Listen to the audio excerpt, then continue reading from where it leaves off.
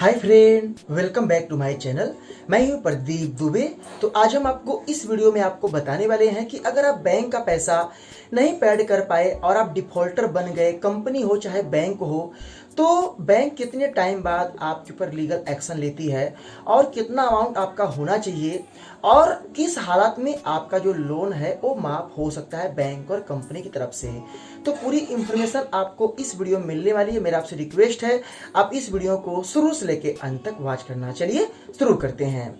दोस्तों, आपका जो लोन अमाउंट है वो एनपीए 3 मंथ से लेके 6 मंथ के अंदर हो जाता है। जब आपका एमआई लगातार बैंक को नहीं मिलता है या कंपनी को नहीं मिलता है तो बैंक आपको एनपीए घोषित करने के बाद आपको डिफॉल्टर साबित बना देता है। डिफॉल्टर का मतलब होता है भगोड़ा। जैसे कि आप बैंक के संग गद्दारी किए हैं, आपने बैंक का पैसा नहीं दिया है, इसीलिए आप भगोड़ा बन चुके हैं। एक आरबीआई और एक कानून के गाइडलाइंस के अनुसार ये चीज़ें को काफ़ी लोग जानते हैं और काफ़ी लोग को नहीं पता। तो इसका ये एक रियल इफेक्ट है कि आप सबसे बड़ा एक गंदे इंसान हैं, आपने पैसा बैंक का खा लिया, नहीं दे रहे हो। अब यहाँ पे काफ़ी लोग ये सोचते हैं कि मैं तो पैसा नहीं दे पाया, हमारे ऊपर दिक्कत है, कोई इमरजेंसी नीड आ गई, हमारा ईएमआई तो बाउंस हो गया, अब तो बैंक हमारे ऊपर लीगल एक्शन लेगा। ये बात सत्य है कि आपके ऊपर जब आपका अकाउंट एनपीए होता है तो आपके पास लीगल नोटिस आना चालू हो जाता है। रिप्री टीम आती है, आपसे बोलती है पैसा पैड करो और एक साथ अमाउंट देने की बात होती है।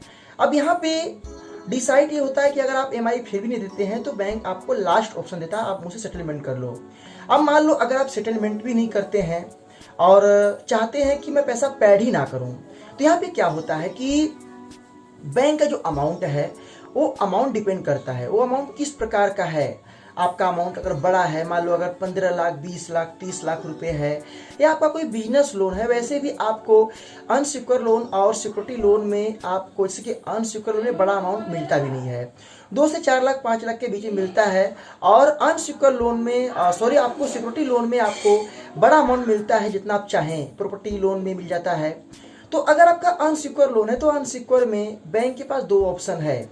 बैंक आपका अकाउंट एनपीए करने के बाद सिविल में आपका पूरा अमाउंट डाल दे, लास्ट ऑप्शन आप सेटलमेंट करने का। अब लीगल एक्शन की बात है तो बैंक छोटे अमाउंट पे लीगल एक्शन इसलिए लेता है क्योंकि बैंक जानता है कि अगर मैं लीगल एक्शन लूँगा या कोर्ट में जाऊँगा तो उसके लिए हमें टाइम लगेगा। और आपको पता है कि अपने देश के इतने बड़े बड़े केस कोर्ट में चल रहे हैं और टाइमिंग लगता है, और बैंक का एक ही केस होता नहीं है।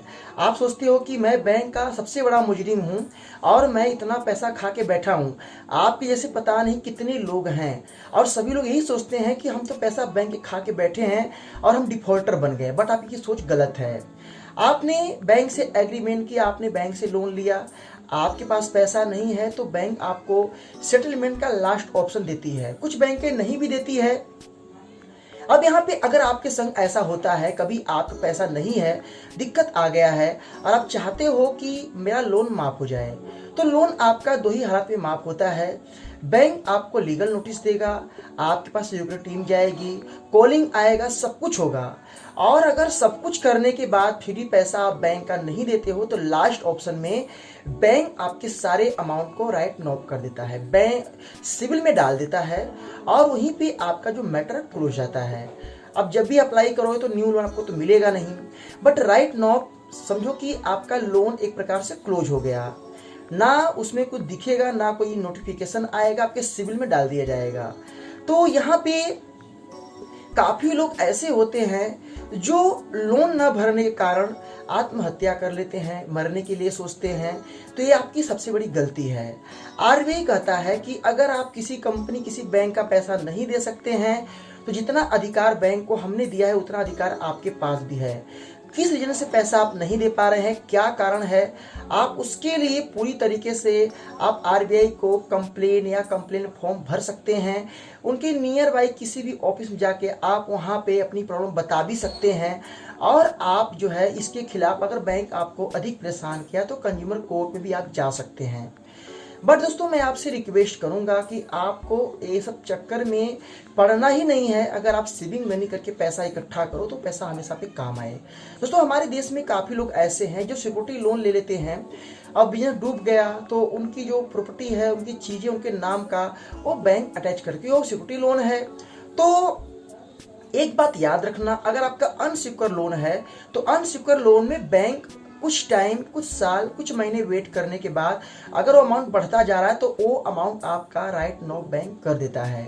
बट इतना बात याद रखना, अगर अमाउंट बड़ा है तो उस बड़े अमाउंट पे बैंक लीगल एक्शन ले सकता है। कहने का मतलब है, अगर आपका 5 लाख से नीचे का अमाउंट है या आपका अमाउंट ज़्यादा है, 8 से 10 लाख का है, तो इतना पैसे पे बैंक इंटरेस्ट लगा के उसको और बड़ा कर देगा। उस पैसे के लिए बैंक नहीं मानेगा, उसके लिए बैंक कोशिश करेगा कि हम इस पे लीगल एक्शन लें। छोटे अमाउंट पे जितना टाइम बैंक बर्बाद करेगा रिकवरी करने में, उतने टाइम में बैंक और अपना काम कर सकता है, क्योंकि आपको पता है कि एक लोग का केस होता नहीं है और इतने सारे लोग हैं जो EMI न देने के कारण आज के टाइम में घर पे बैठ के सोचते हैं कि हम क्या करें। तो लाइफ में कभी सोचिए मत, अगर आप डिफॉल्टर हैं तो बैंक से बात कीजिएगा। बैंक अगर आपकी बात को नहीं समझता है तो आप RBI या आप किसी और लीगल तरीके से आप उनसे समझौता कर सकते हैं। आपको कभी भी डरना नहीं है। दोस्तों काफ़ी लोग हमको कमेंट करते हैं और काफ़ी लोग बोलते हैं कि हमारा अमाउंट बढ़ता जा रहा है, हम सुसाइड करेंगे। देखिए, लोन से ज़्यादा आपकी ज़िंदगी प्यारी है। आप एक लोन लेके अपने आप को ख़त्म कर लेंगे तो आपकी और बदनामी होगी। समाज कहेगा कि इसने लोन नहीं पे कर पाया और आत्महत्या कर लिया। तो अपने ऊपर से एक दाग को मिटाने के लिए आप दूसरा गलती मत करो। आपके पास अगर पैसे नहीं है तो आप उसको सेटलमेंट लास्ट ऑप्शन करवा सकते। बैंक अगर तैयार नहीं हो रहा तब RBI का सपोर्ट ले सकते हैं। आप PM मोदी को लेटर भी लिख सकते हैं, पूरा सपोर्ट होगा। बट दोस्तों मैं आपसे रिक्वेस्ट करूंगा, लाइफ में कभी भी अगर आप डिफॉल्टर हैं, आपका अकाउंट अगर NPA है तो आपको डरना नहीं है। हमारे देश में ये लोग, कुछ लोग ऐसे हैं जो डर के बैठ जाते हैं, वो इसके चलते और काम नहीं कर पाते हैं। तो इस डर को बाहर निकालिए और हिम्मत से काम लीजिए, क्योंकि आप अगर डिफॉल्टर बने हैं तो इसके पीछे कोई ना कोई आपकी कहानी है, कोई ना कोई प्रॉब्लम है। आप किसी का पैसा बेईमानी करके नहीं खाना चाहते, नहीं बैठना चाहते हैं। तो लाइफ में डरना कभी मत सोचना, हमेशा हिम्मत से काम लेना। और जो लीगल एक्शन की बात है तो लीगल एक्शन हर कंपनी, हर बैंक लेता है और लीगल एक्शन में लीगल नोटिस आते हैं। अमाउंट डिपेंड है कितनी आपकी अमाउंट है। तो एक बात है याद रखना कि आपका अमाउंट ही आपको डिसाइड करवाता है कि किस तरीके का आपको कार्रवाई हो सकती है। बट कार्रवाई बहुत कम चांस में होती है, बहुत कम चांस में बैंक जो है लीगल एक्शन लेता है। क्योंकि आपको मैंने बताया ना कि जितना टाइम वो आपके पीछे बर्बाद करेगा उतना टाइम बैंक और काम कर सकता है। आपके पर लीगल एक्शन लिया तो और लोग ऐसे हैं, अगर उनके साथ कुछ बुरा हुआ है तो वो भी खड़े हो जाएंगे।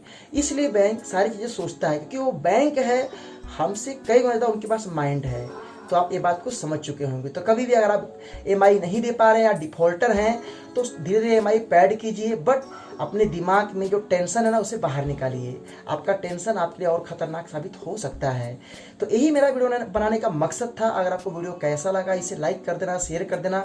आपके मन में क्या ख्याल है कमेंट करना। फिर मिलेंगे नए वीडियो के साथ, तब तक के लिए जय हिंद, वंदे मातरम।